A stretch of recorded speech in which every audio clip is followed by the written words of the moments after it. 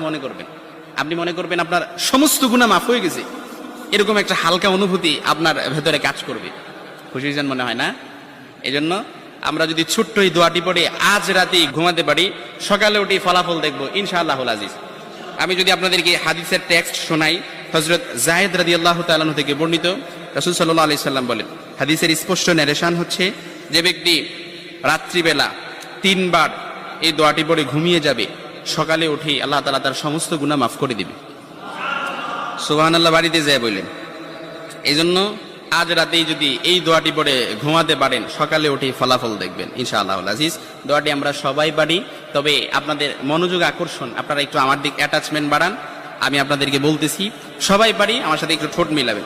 আস্তাগফিরুল্লাহাল্লাযী লা ইলাহা ইল্লা হুয়াল হাইয়ুল কাইয়্যুম ওয়া আতুবু ইলাইহি লা হাওলা ওয়া লা কুওয়াতা ইল্লা বিল্লাহিল আলিয়্যিল